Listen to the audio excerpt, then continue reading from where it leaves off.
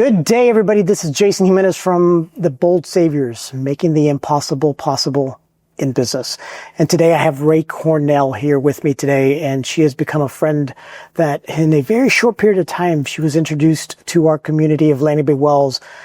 And I think, quite frankly, it was through virtual social media and just internet. I'm not sure exactly how we got connected. Yeah. And I invited her to be a guest of the Bold Saviors because of the dynamic individual and human that she is. And from the moment I spoke to her, she is a woman that spoke into something that I think is truly needed and wanted. And sometimes as an entrepreneur, we forget. And she brings clarity to that. And especially from the perspective of words, right? Because I think we can speak very clearly about who and what we are, what we want to do. Putting it on paper and so sharing it where somebody can read it and resonate with it, that's a skill. And this is what Rai does. And this is what gives me the ability to say that. I was like, okay, we have to invite her in. And on top of that, she has got some wonderful and incredible things that she's got working in her life. And I want to be able to share with that. And her journey today is one of those journeys that I would want, whether you're a startup entrepreneur, you're a seasoned entrepreneur, we have individuals that are wanting to know a couple of things. I don't know what to do. I didn't know that was possible. Or, I'm glad I heard that because I needed to hear that. And this is what you can expect from Rai today. So Rai, appreciate you being here today. Yeah, thanks so much for having me. That was quite a build-up, so I hope I can deliver. Oh, 100%, no doubt at all. So for the people who don't know who Rai Cornell is or who you are, what would you say? I'm a psychologist by training. I'm a writer by trade. I'm just me. I'm just one person. And sometimes I look at the things that I get to do and the people I get to meet, and I'm like, how? This is so cool. Yeah. So, yeah. And so your journey. Okay, well, let's back this up. Sure. Because this is a story about your journey. Okay. And a journey that I want to be able to share with others so that they get inspired, motivated, and hopefully driven to be able to launch onto whatever they need. Okay. And also to give reference to what's possible, right? Because it's Bold Saviors making the impossible possible in business, right? And so with that, who is Rai Cornell at the age of 10 to 15 from a perspective of going into who you are today? Sure. So I think that period in particular really shaped a lot of the trajectory of my career because, I grew up in a household where both of my parents were police officers. My mom was a gangs detective and my dad was a patrol cop and then went into traffic division. And I grew up in a household that was very tense, very violent. I remember eating dinner, having a bag of 9mm bullets here and a case file from a murder over there, and I'm just eating dinner. Yeah. And I had to understand the way that people think and act and respond to me in the world in order to survive my upbringing. Yeah. And it's funny that you say 10 to 15 because that's really when I started plotting my escape. And so to get out of this very dangerous household, I was a little hustler. I did everything from collect tin cans to tutor kids in math to I got my soccer referee certification. I forged my parents' signature on a work permit so that I could get a job at a coffee shop. I did everything I could to make money. And I think that's where the entrepreneurial spirit was kind of ignited in me because I knew if the courts were going to let me be emancipated, I knew I was going to have to pay my way. For sure. And so that kind of set me on this course. And at the same time, school was my safe haven. So I was always really good at schoolwork. It just came naturally to me. So much so that I also started getting paid to do other kids' homework. So not exactly the most legitimate start in entrepreneurship, but that's what happened. And so I ended up getting kicked out of my house when I was 16 and went on to do my undergrad in Santa Clara, California. And I actually got to start as a sophomore because I had been going to high school and college at the same time and racking up a bunch of credits. So school was that was my thing. And I was, some people have the natural ability to paint or play music. My thing was writing. And I just leaned into that really hard.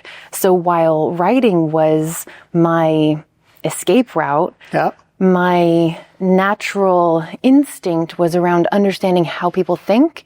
And my comfort zone was the world of criminal justice because the police department was often my babysitter. I would play fort under detectives' desks waiting for one parent to get off shift while the other one just started their shift.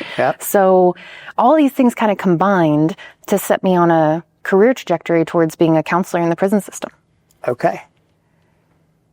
That was a lot. I'll give you a minute. No, it was fascinating.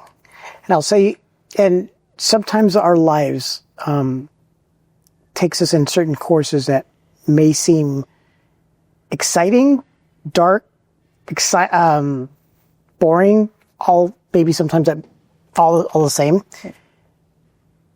But it's also who makes you who you are today. Yeah. Right? Yeah. And so there's a part of me that has to say this, for whatever it's worth, it was some form of a blessing. Yeah. Oh, absolutely. Right? Absolutely. Because we as children we are in an element of we're sponges and we emulate and we know what we know because of the environments that we're in, right?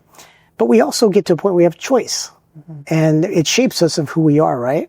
Yeah. And so as you're going through all that and you're being shaped and get into writing, were you just journaling and just jumping into like expressing feeling and or creating? So when I was living at home, I loved the idea of journaling and I collected journals, but I couldn't write anything down because if my mother found it, I would get in trouble. Be in big danger.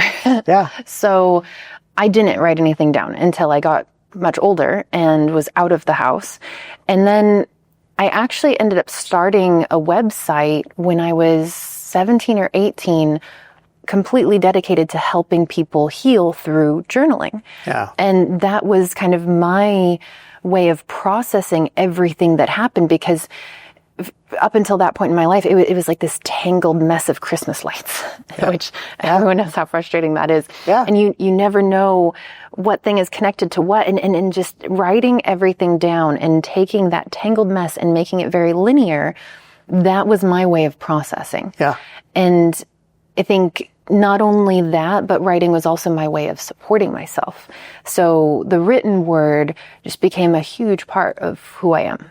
Do you find in with what you do now and how you actually impact companies and individuals, do you find that the written word and the verbal word is not necessarily the same? Oh yeah, they're completely different. Okay. If you've ever read a transcript before and you find it very difficult to understand the transcript, you can see the difference between a deliberately written sentence and the way that we speak.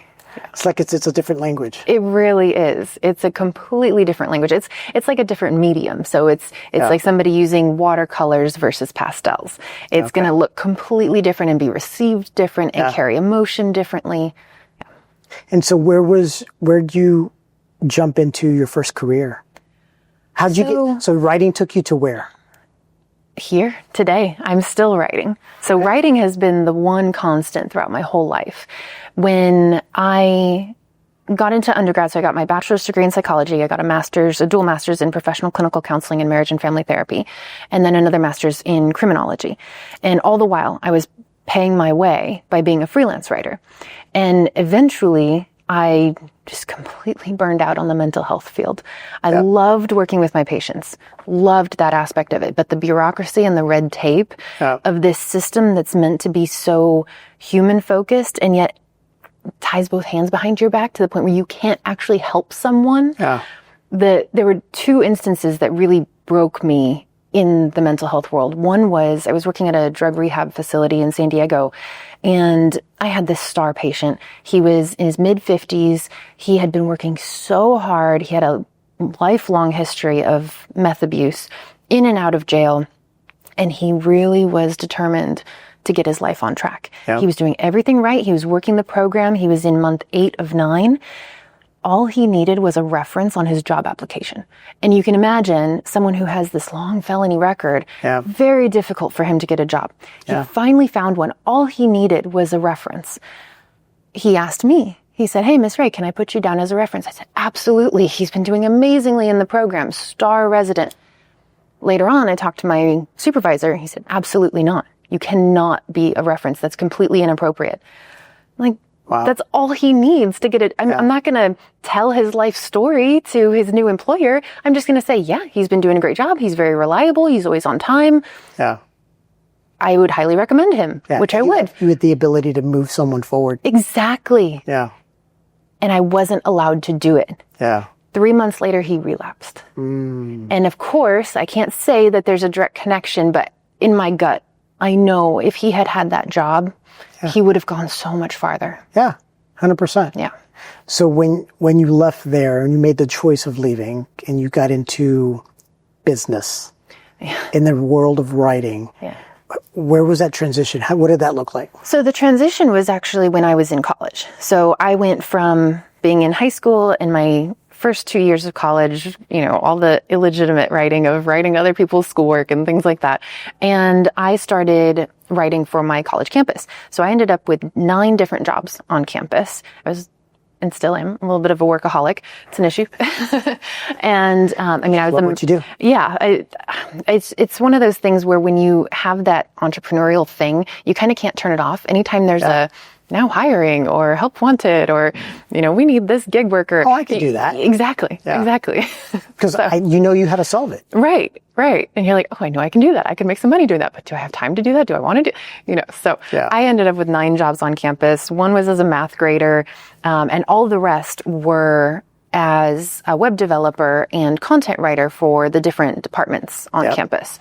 So every single department was treated like its own website, and I ended up doing the content and dev for all of them.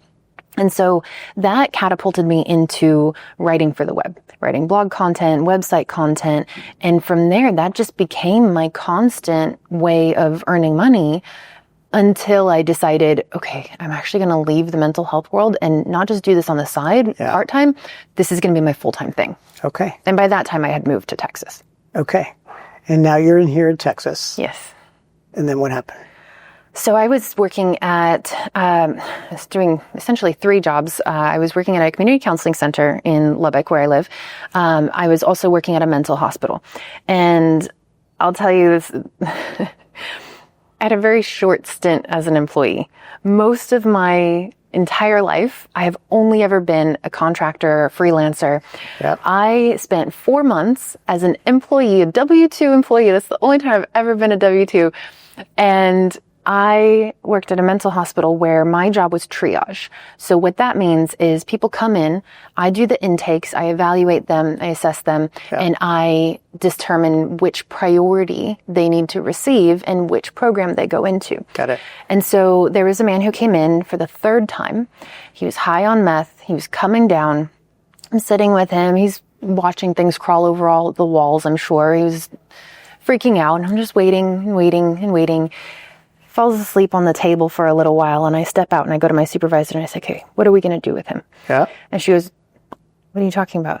You know the protocol, put him through the same protocol. And I'm like, we've already done that twice and it didn't work. Yeah. We need to do something different. Yeah. And it was that was the second thing in my mental health career that really broke me, because I felt like I was just a cog that was working towards no end. I had no purpose. Sure, I was seems not. Like it was just a. Yes, it was just the revolving door of the mental health system, and nobody was actually taking a moment to think, what does this person need? Mm-hmm. They were only thinking, what does the paperwork say we should do? What does the computer system say we should do? Yep. And I hated that. And I just, right then and there, I quit. Got it. And so when did your business of entrepreneurship in the areas of content writing, getting clarity with words come into play? So I officially started my company when I was 17. Okay. And so I'm in my 18th year now. But it wasn't until leaving the mental health world where I was tired of writing was tired of writing $25 blogs about cars for dealerships. Yep. I was tired of writing about the best roofing materials. I was just tired of all of the junk writing gigs. And so I decided to completely change the way I was running my business. And I studied everything I could and ended up pitching Pretty Litter, the cat litter company, because I had a cat and I was like, I have a cat. I could write about cats. Why not? So I pitched Daniel Rotman, the CEO, and he loved my pitch. And so I ended up writing content. I actually launched Pretty Litter's blog and was writing content for them for many years. Their head of marketing went on to he was a serial entrepreneur, so he started a bunch of businesses and took me with him as his content writer. And it just kind of snowballed from there. So the vast majority of my business was either built on direct pitching to companies that I was really interested in or referrals. But when you say direct pitching, meaning pitching like, here's who I am, this is what I can do, and here's how I can provide value? It was like cold emailing. Oh. Yeah. Okay. Yeah, and this is back in 2015, 16, 17, when that still worked. It doesn't work anymore. Did you find yourself having a process that you just stuck with? Oh yeah. I'm very process oriented. I'm very systematized. And that's one of the things that I do now. So, I started out writing content, but now Cornell is a full service content marketing agency. Yep. We have this whole psychology driven marketing strategy process, and we introduce marketing operations systems to all of our companies to keep them organized and keep everything connected. Because oftentimes you have this person working on social and this person working on video and this person working on email. Yep. And it's not connected and it's not the same message and it doesn't look and feel the same. So yes, to answer your question in a long-winded way, I've always been a designer of systems. And that was something that I did for myself in the early days to figure out, okay, I pitched this company, I need to follow up on this date. And I was just persistent until it started to build. Where does psychology impact those two other areas, and how do you utilize it? That's a great question. So, a friend of mine described communications and operations as two halves of the same coin. And he says that you can either talk all day long, but nothing gets done, or you can just do things, but it's all disorganized because nobody's communicating.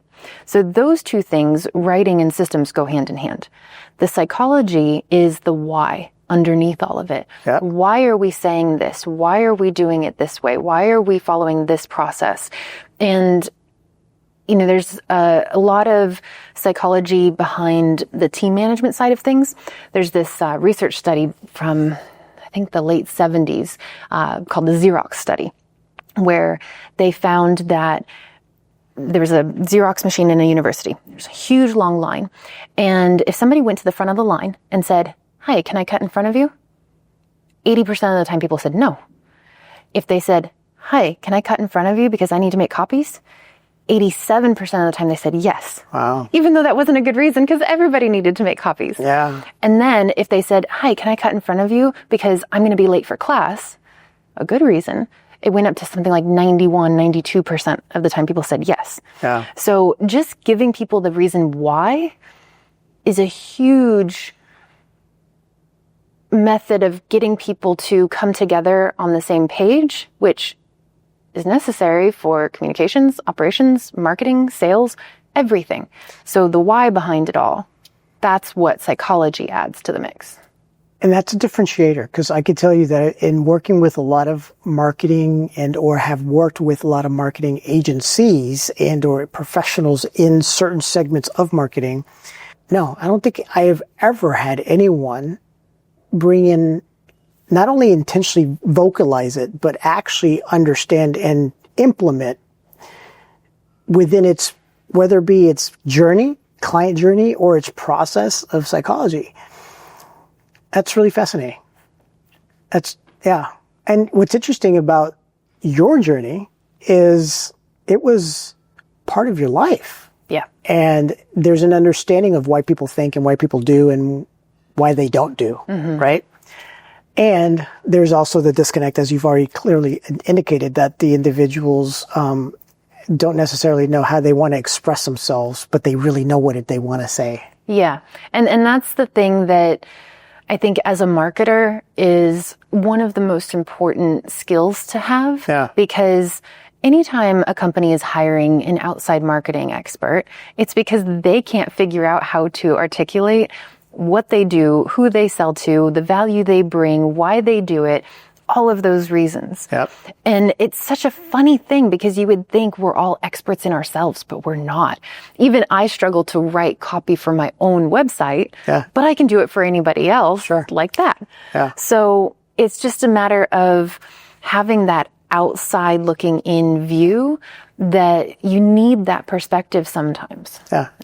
So through your journey, who has been someone that has had a massive positive impact in your life that has influence in the way that you deliver what you deliver for the clients you serve? So from a work perspective, nobody, to be honest. And I actually did a LinkedIn post about this a couple weeks ago, which I think is just like one of my best performing LinkedIn posts I've ever had. I've always kind of been that lone wolf. I've always been overly independent. Even my parents, when I was a kid, they would joke because you're a survivor. Yeah. I was 3 years old and just doing my own thing. I didn't need anybody. So from a work perspective, which work, that's my comfort zone. That's where I can just go. I'm an Energizer bunny in that regard. Well, if I may, you also, in what you have shared and what I personally know of you, you were training to be who you are today from a very young age. Yeah. So you have mastered something that others have yet to figure out simply because of the environment that you came from. Yeah. That's a gift. Working with both sides of the law, the criminal justice side of detectives and cops and lawyers, and then also working with the people who get locked up, the inmates, the parolees, the probationers.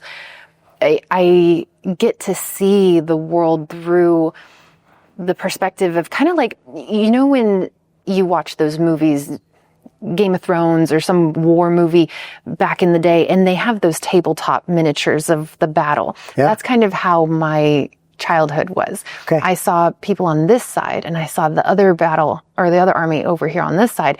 And I got to see from a vantage point all the pieces. So then I could go, oh, well, this would actually be really smart if they moved over here and flanked from this side. Or actually, there's cover over here. You could go that way. So I got to be very strategic. So you've been playing chess ever since you were really a little young. Yeah. Something that I think we all should learn, at least the game itself. Yeah. Yeah. And that's the thing is everyone is always, whenever there's an interaction, and this is just society, this is just culture, whenever there's an interaction, there's a little bit of a battle going on. You can tell in the way that people shake hands. You can tell in the way that people change their shoulders or their posture when they meet someone, and then they go to a different person in the room and they meet that person, they change. And so it's just interesting to see how people interact with one another. And, largely it's very positive, but there's always a little, how is someone going to respond to me? Absolutely. And figuring that out from the very get-go before it becomes amicable. Yeah. Where do you see the gap between marketing and sales? And how are you creating solutions for that? Yeah. So I think the gap between marketing and sales is largely cultural. There shouldn't be a gap. So within a company's culture, that's the problem. Too often, marketing and sales are pitted against one another like rival siblings. And there's no point because marketing needs sales insights. Salespeople are so good at reading people. They're so good at picking up on language. They're so good at reading between the lines.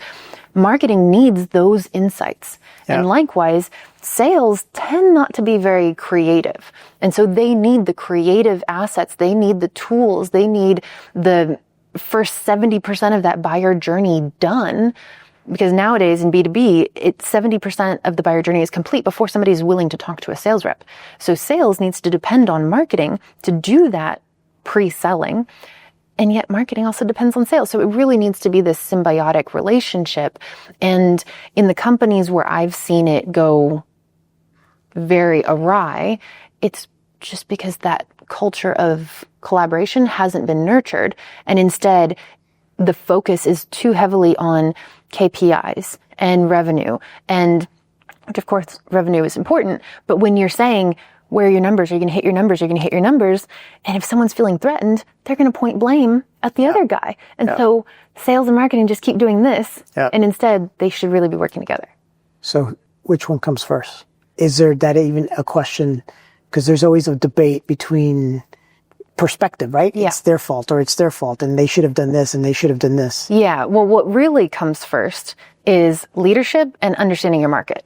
Because from the leadership perspective, you have to understand, who are we as a company? What are we selling? What are we offering the world? And then you have to, as one of my clients puts it, you have to fall in love with your customers. You have to completely understand them inside and out. What motivates them? What drives them?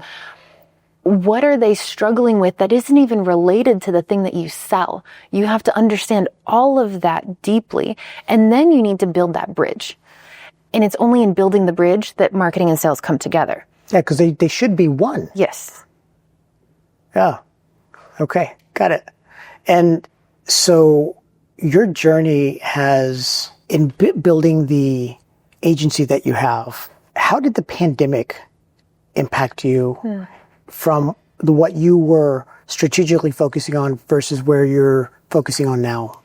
How did that impact society in your eyes, and especially with what you do? So operationally, it didn't really impact us because my entire team is remote. So everyone was, freaking out about having to balance home and work life and being on Zoom all day. And my whole team, we'd been doing that for years. So that part was easy. What was interesting was where the money went. So, for example, one of our biggest clients, the beginning of 2020, and into May of 2020 was a diagnostic laboratory. They would do diagnostic testing for women who were pregnant to determine the neonatal health. They ended up getting pulled into their parent company and put entirely on developing COVID vaccines. So we lost them as a client. And then some of our other clients grew. And ironically, and this is where I actually ended up diving into the world of cannabis way more than I ever thought I would, the cannabis industry boomed. And so I had a very small contract with a cannabis consulting firm out of Denver starting in 2019 or maybe 2018. And during 2020, that just erupted in a good way. We were popping up dispensaries all over the place. I mean, we were working with manufacturing and, distillation factories. We were working on new brands and new products, and that was really interesting. Another industry that was kind of COVID proof was the fertility industry. So I ended up connecting with a woman. I can't even remember how she and I got connected, but we clicked because she had been a surrogate 6 times and I've been an egg donor 6 times. So she runs a fertility agency for surrogate placement. And so I ended up doing her marketing and her business skyrocketed. So it was almost like, now that all these people are home and they're thinking about, we'd like to have a bunch of little ones running around now. All of a sudden, what else am I going to do? Exactly. The fertility industry boomed. So the clientele that we started working with, that really shifted towards these recession-proof, COVID-proof industries. And as a business owner, you found yourself having to shift, and then not only from but I really love what I'm doing, but this is what's actually being called to, or I'm calling. Yes, in a sense. I never like to have all my eggs in one basket. And so you can tell by the companies that I've described, I don't have an industry that I particularly like to just focus on, but my focus is B2B. So I did work in the subscription industry for a long time with Pretty Litter and Real Paper and all these direct-to-consumer brands. And I hated B2C marketing. Just the impulsivity of it, the manipulation tactics. I just didn't like that relationship between buyers and brands. And so when I got to work in the cannabis industry with this consulting firm, that's when I just completely fell in love with B2B. It was real people with real problems paired up with real companies that had real solutions. And I felt like I was actually doing something of value by helping those companies find each other. And yet still it was very people focused, because even though when we talk about B2B and we're talking about business to business, it's still people. All businesses are collections of people 100%. Who have agreed to accomplish a particular goal. So I really fell in love with the world of B2B marketing. And that's where cannabis consulting firm, cybersecurity, MSP, fertility industry, CPR training platform. I mean, I got to work with all of these different companies, which really kept my brain engaged because I like that variety, but I got to still feel like I was doing something of value. Yeah, which is important, right? Because if not, then why do it? Exactly. Yeah. Right. And that's when you burn out. Yeah, for sure. Especially, and you now are privileged to be able to say, I get to choose who I want to work with. Yes. To those who feel like they don't have that choice, what would you advise them? So if you're in the early days of your career, I don't look at it so much as, I don't have a choice of who I have to work with or get to work with. It's feast or famine. Honestly, take whatever opportunities fall into your lap and be very deliberate mentally. You know, there's this part of our brain called the reticular activating formation that you ever look at the ground and there's an ant. And then all of a sudden there's 6 ants. But then all of a sudden you notice actually the whole ground is covered in ants. That's the part of your brain when you focus on one thing, you start to notice more and more and more of it. So I like to tell freelancers and business owners, do that. Focus on the thing that you really, really want, and you will start to see more of those opportunities. But at the same time, if something comes your way, try it. If you're in the early days, try it. I thought I was going to hate email marketing when I first started out as a freelance writer, because I had been doing website content, blog content, and I loved long form. And I hated getting marketing emails. But then I started doing email. I had one client who's, hey, can you do these for us? I think it was Vinebox, the wine subscription company. And they're like, hey, we want to do this email sequence, this nurture sequence. Can you write it for us? It's like, sure. And I fell in love with email marketing, and I'm actually really good at it. My numbers are crazy high compared to industry averages because I tried something new and I got to write the emails the way that I, as a consumer of marketing, would want to receive them. So I got to kind of steer that, course correct, that thing that I thought was wrong in the marketing industry. I got to fix it in a small way. You bring up something that I think is a life lesson that I think a lot of people miss or have an opportunity, but they don't really really dive into it. My mentor years ago told me, look, if there is something that has a glimpse of inspiration, of light that just gives you some form of energy, or it just hits you like a ton of brick, and you question it, stop questioning it, dive into it and go all head, feet, your whole body into it until it doesn't serve you anymore. Exactly. Right? Because at the end of the day, what we end up finding is I'm not going to be the same person. Right. So I'm going to change because of what I've learned. And that when it doesn't serve me anymore, other opportunities, other perspectives will come about simply because you are different. Right. Right.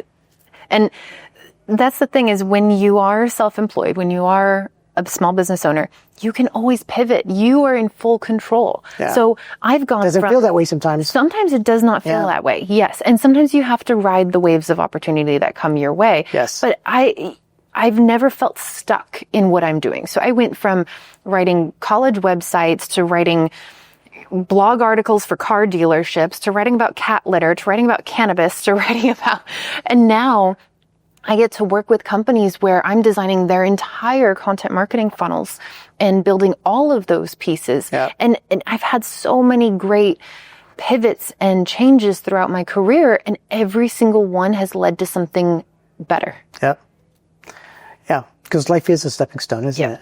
Yeah, and you have to say yes, because if you say no, you're just going to stay put. And so many people are afraid to fail, which really ultimately translates into them being afraid of opportunities. And if you do nothing, that's the only time you really fail. So because you're process driven. Yes. One of the things I love about you, we have a lot of that in common. What is the process when something new comes to you for you to determine whether you take action, or you let it go, or maybe even say, not right now? Yeah. So oddly enough, even though I am so extremely process driven, the dominating force behind all of the big decisions in my life have been gut instinct. So I recently had an opportunity that just completely unexpectedly fell into my lap. And my first reaction was, oh, this is exciting. And so when I have that as my first reaction, that's a yes. And that's not something that's being dictated by my head or my emotions. That's just gut instinct and this magnetism pulling me towards the next phase in my future. And so then once I've listened to my gut reaction, and in many cases also my gut reaction is, oh no, that feels heavy. That feels like I'm being slowed down. That feels like more of the same that I did not enjoy in the past. And so in those cases, then that's an easy decision. No. Right. But when those opportunities come along where it is exciting, then you have to go, okay, what does this actually look like? How is this going to impact my finances? How is this going to impact my family? How is this going to impact my time? And I'm someone who I very much value my time. I value autonomy over my time, which is why I'm a terrible employee. I need to decide when I'm going to work, where I'm going to work, how I'm going to work, and I'll still work like crazy. Yeah. But you have a sense of freedom. Yes. And that's what's most important to me. And so if you're going to develop a decision-making process, you have to understand what's important to you. Because if something like freedom is not that important to you, and instead you prefer structure and you prefer to not have the weight of making your own decisions and designing your own schedule and holding yourself accountable to your own deadlines, well, then that's going to be a very different decision-making process. Whereas if you're more inclined to value freedom and autonomy and being self-driven and self-motivated, which that comes with its own burdens, but if that's more important to you, then that's a very different other decision-making process. So interesting enough is that you and I are going to be visiting each other again in about a week or two in our training for LPW. Yes. And you just spoke into something that I now know of you, because there's a section and the core of the community that we're both in is at the heart driven around one question: what am I committed to? Yep. And what you have just shared, and which I hope that whoever's listening understands, that you have to find this answer for yourself, because it is so critical to your path of where you're heading, is the question of what am I committed to? And you have to tell me if I'm correct or not based on my listing. What you are committed to is freedom. Yes. Like it does that land? Absolutely. And I would say, as you were saying that, in my head's rattling off all these things. Like, I'm committed to freedom and adventure and new experiences and learning things. But all of those words go back to freedom. Exactly. That's what I was going to say. Yes, exactly. That all goes back to freedom. Exactly.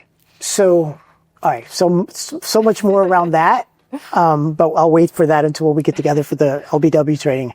That was great. That was awesome. Because if someone or something impedes in that, then it's a no. It's a hard no. Exactly. Yeah. That's the lesson that and the wisdom that I think that a lot of people have yet to figure out for themselves. And if they can figure that answer out for themselves, the rest of it is going to be very clear on whether it's a no, yes, or not right now. Yeah. And I think collectively, society, we spend way too much time being miserable. Yeah. And the brain adapts to our environmental circumstances. And if you have gotten used to being miserable, it doesn't feel that bad. But then once you get this taste of true happiness and true fulfillment, you can never go back. And I got a taste of that very young. And so I've never been good at tolerating things that did not align for me for very long, which is why my employment stint was only 4 months. You knew who you were from a very young age. Yeah. And I don't know that I could have articulated it, but I knew what it felt like. Absolutely. When I was aligned to what I was meant to do and what my purpose was and what felt right. And that's always been kind of my compass. Yeah. So your world continues to evolve. And you've just been legitimately put into a new world. Yeah. So talk to us about that. And what are you doing now? Yeah, it's very new and it's evolving every day, which is so exciting. But essentially, so many years ago, I would get all of our clients through cold outreach, either email or eventually LinkedIn. And there was one person who got caught in my LinkedIn automation, and he and I met a couple times, and it was just no, not right now. We don't need a content writer right now. We don't need content marketing right now. It's just, and oddly enough, he ran a marketing company. Fast forward 5 years to this summer, he reached out after seeing some stuff that I posted on LinkedIn. He said, "Hey, I think I want to have a conversation with you. I think we might need you." And okay. So now in my role at Cornell, I was doing more consulting, more marketing strategy, more of this training around psychology-driven marketing and how to build things like CBT and trans-theoretical model into marketing strategy. So I really wasn't looking for a role as a content writer. So I was kind of going into the relationship a little skeptical. But the way that he described the role that he needed, it was very much a consulting role. He really needed a creative director. So he's the CEO, he's visionary, and he has a team of people who implement. But there's too much of a gap between his zone of genius and theirs. So I took on the consulting role, I think it was doing 35 hours per month, to fill that gap. And I started building systems and strategy and processes and standards. That was a big thing as well. For quality assurance and just making sure that we're really making the brand shine with everything that we're putting out. And after 2 months, they liked my work enough to ask me to not only take over their marketing for that company, but to also join the PE firm that owns that company as a VP, doing the design and build of all of their sales and marketing engines for all of their portfolio companies. What an honor. It's, yes, a huge honor. It's been very humbling and very rewarding all at the same time in a very short period. And who would have thought the 3, the 10, the 15-year-old would be doing that? I know. Traveling the world, impacting companies, not necessarily just geographically or locally, but globally. Yeah, it's the main portfolio company that I spend the majority of my time in right now. They are a global company. So it's been eye-opening and fulfilling on personal levels as well as professional. And since I am so career-driven, that's been extra rewarding for me because I never separate personal and professional. It's always, I want to work with people I enjoy. I want to do work that I enjoy. Yeah. Work is my hobby. Yeah. So it's been absolutely wonderful. And so what does the next 12 months look like with the new role? So I have some very big targets I need to hit. So I'm focused on Q4 growth for this company that does revenue growth for large enterprise businesses. And then beyond that, I'm then launching several different portfolio companies and building their sales and marketing engines in this built to sell methodology. Got it. Super clear. Congratulations. Thank you. I appreciate that. Thank you. Talk to me about your community. Yeah, the LVW community. The community that is yours. Like I just said a couple minutes ago about, I don't really like to separate personal and professional. Yeah. The community has been that. It's been friendship and camaraderie along with business development and business masterminding and problem solving and growth. It's been that cohesive combination of everything that I've looked for in a long time. And at the same time, I tend to have very high standards, and I always want to be the dumbest person in the room because then I can grow, I can climb. Now I feel like I have that. Whereas in a lot of other communities I've joined, I felt like I was doing more training and teaching of the members and kind of trying to pull them up. But now I feel like this is the catapult to really having that I've got your back feeling and giving that feeling to others as well, which I like that symbiotic reciprocation. Yeah, because we get to choose who we have in our lives, right? Yeah. Yeah.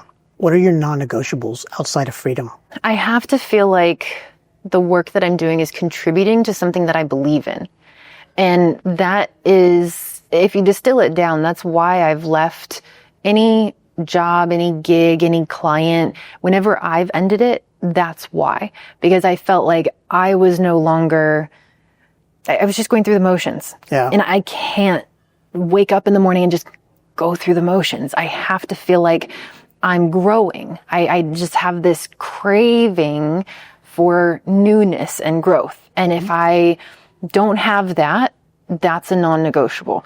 And so that's why I feel so fortunate to be in this new role that I am, because I get to build and grow and learn, and in so many different companies all at the same time. Yeah. And it just satisfies so much within my brain and in my heart. Yep, completely. Very much so. I can't thank you enough for participating today. Thank you so much for having me. This was fun. You have been a ray of sunshine since you've come into my life, and I really appreciate you being here. Thank you. Thank you so much. Ladies and gentlemen, thank you very much for being part of the Bold Saviors, making the impossible possible in business, and we look forward to seeing you the next time.